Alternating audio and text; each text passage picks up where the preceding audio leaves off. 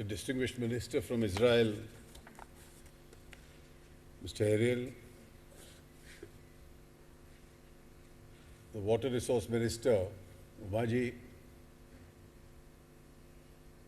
the chief minister of Madhya Pradesh, Shri Shivraj Singh Chauhan, the agriculture minister, Shri Radha Mohan Singh ji, rural development, Shri Chaudhary Virendra Singh ji, environment, Shri Prakash Javadekar ji, Savanlal ji, the secretary, Shashi Shekhar ji, ministers from different state governments, Your Excellencies, ladies and gentlemen. At the very outset, let me express my gratitude to Umaji and her entire team, first for having organized this Water Week and having invited me to associate with this. She was, of course, gracious enough to thank everybody, but in effect, her department seems to hold the key. Water is one of the greatest gifts of nature to mankind. Without water, without air,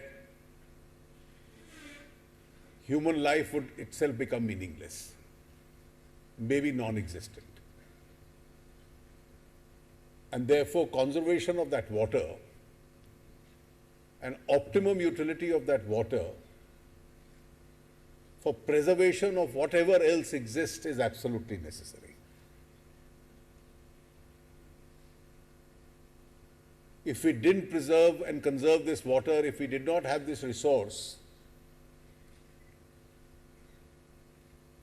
there will be a fiasco in the Environment Ministry. There will be the greatest ever challenge in the Agricultural Ministry. Rural development would be incomplete. And of course, its spiral effect on finance would itself be extremely adverse and challenging. If you look at the nature of our economy today, we are doing reasonably well as far as services are concerned. And services is probably the largest sector of the economy. India's potential, even in the midst of global slowdown, is to grow at 9 to 10% in terms of services. Even though there is a demand problem all over the world, manufacturing sector is slowly picking up. What was most challenging in the last 2 years was the fact that we had less than adequate monsoon. As a result, our agricultural growth was either flat or it grew very marginally. Now, it is not that agricultural's contribution to the GDP itself declined, but it had its own impact on services and manufacturing also, because it impacted on the purchasing power of 55% of India's population. So across the board, products which are used in rural areas, from cement to steel for house building, tractors, two-wheelers, you could see an adverse impact on each one of them. And therefore, for India's agriculture to grow, it's absolutely necessary if India's economy is to grow. And for India's agricultural to grow, the key is held by water. And it's not merely agriculture. It's a country blessed with hundreds of rivers. And all over the world, civilizations came up on the banks of rivers. Townships were established there. Villages are established where ponds of water exist. And we have to admit that we have not been fair in conserving them. You travel to any city in the world, any of the historic cities, the river has a very important role in the life of the city. The most expensive real estate of that city is the one which faces the water body. Normally they call it the Bay Area. And the entire cultural life of the city is around that river, and that adds to the beauty of the city.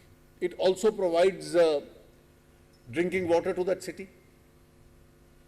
Now, if we look across the country, barring a few, many of our rivers are dry. We have not been able to conserve them.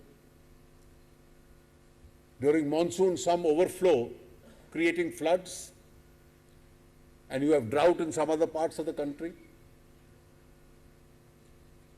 Industries require water. It has to be recycled. And therefore, if there is no resource available, industrialization in terms of several of the growth itself suffers. And of course, absolutely essential for life is drinking water. Now, all mature civilizations and countries have now reached a situation where tap water is a drinking water. In many parts of the world where you travel, you are advised that tap water is a safe water. Please drink it. I have in India come across only one place. The gift city which is coming up in Gandhinagar, Gujarat, is now based on this model that tap water is drinking water. Nowhere else have I seen this experience. And then, of course, you have the biggest challenge of needing this water and conserving it for agriculture itself. Now, irrigation strictly is a state subject. It's not a central list subject. But the amount of challenge is so large that we can't expect state governments alone to fight this challenge. An experience of several states has shown where growth has taken place rapidly. Investment in irrigation almost gets you immediate results. If you create physical infrastructure in terms of highways, roads, railways, ports, airports, power, before it can contribute to growth and manufacturing, the impact will always be there, but it will be slow. It will take a couple of seasons, a couple of years before the impact is felt. But irrigation is one area. If you invest in irrigation now and create that facility, you almost feel the impact in the next season. And therefore, those states which have invested in irrigation have actually added to the growth process of those states. If you look at states like Punjab and Haryana, which historically had the advantage of the canal system and being close to the snow-bound areas of north, inadequate rain doesn't impact them so adversely, because the canal system itself has made irrigation possible. Everything is not necessarily rain-fed. But of late, experience of several states has shown that states which have invested in irrigation, Gujarat invested in irrigation, and they created thousands and thousands of ponds. Then the impact of Narmada was that they were able to transport water to the scarcity areas of Saurashtra and Kutch. Their agricultural growth shot up. Madhya Pradesh, the Honorable Chief Minister is here, is a living example of transporting water from one part of the state to the other. I always have said this in his presence, and even when he's not there. Madhya Pradesh became the first state which has knocked off the M out of the Bimaru states. And it hasn't taken a generation to do that. It's happened in the last 8 to 10 years. And one of the bases on which Madhya Pradesh did was, it created a network of roads, it set up power plants, had a good road network where the worst one existed, power became easily available, and water by various methods got transported from one part of the state to the other. So dry regions like the Malwa region now have the benefit of water. They are experimenting this otherwise. And there have been years in which Madhya Pradesh's agricultural growth has even touched as high as 22% in a year. Now 22% growth in agriculture in a year. Now last year was substantially a drought year. There was also hailstorm which adversely impacted the crop. But the effect of that has been that notwithstanding all these factors, the year which has ended on 31st of March this year, Madhya Pradesh will still register a significant growth in agriculture because of this infrastructure of irrigation they have created. Telangana has done it. And recently, after the elections in the last 22-23 months, in almost a 100-day campaign, the Andhra Pradesh Chief Minister, Shri Chandrababu Naidu, has connected 2 rivers in Andhra Pradesh. And the effect of that is going to be felt. And when their project, the Polavaram project, actually becomes fully implemented, those dry areas of Anantapur and others which have absolutely no water are going to be hugely impacted by it. And therefore, we decided this year that under various heads, though it's a state subject, the center will stand behind and give a push to the states. And therefore, the Water Resource Ministry has decided that several unfinished projects will be completed this year. Under 5 or 6 different heads in the budget, we have now contributed the center's little contribution to irrigation. Pradhan Mantri Sinchai Yojana, the NABARD has been told to create a special fund for large projects, and that fund is going to support a large number of irrigation projects.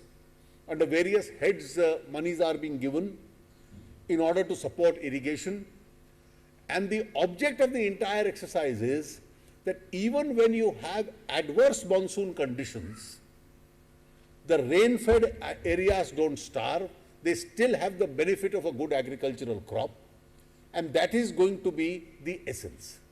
You will have a contribution being made by agriculture to India's economy. And therefore, one of our basic targets today is to make sure that the incomes of rural population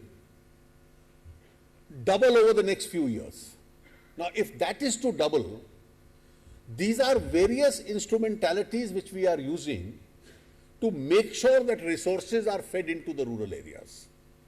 So you are doing it by way of interest subvention. You are doing it by way of increased spending on Manrega, and Manrega is now being linked to creation of ponds. You are doing so by making sure that the balance 18,000 villages are all electrified. We are making sure by increasing the grant to the Gramin Sadak Yojana by 3 times, so that by 2019 not a single village is left which is not connected by road. An emphasis on rural housing, on irrigation, and probably the most attractive ever scheme in history for crop insurance. So you pay only a minuscule amount, the state government and the central government contributes the rest, and your entire crop then is insured. In the event of a damage, the farmer is not left to destitution and suicide. He at least gets enough money from the insurance to redeem his expenditure, some livelihood. It is a huge challenge. And therefore, even when Umaji has been gracious enough to thank others, I think the others depend on the performance of her ministry. Whether it's rural development or it's agriculture or finance. And I'm sure the Water Resource Ministry having taken this great initiative, and we are extremely grateful to the Honorable Minister from Israel who's here. Israel has been a global leader in technology in this, in more than one area. And this is one area we need the entire technology to make sure that we are able to preserve, conserve, and then grow and grow faster. I thank you very much, and I wish this conference a great success.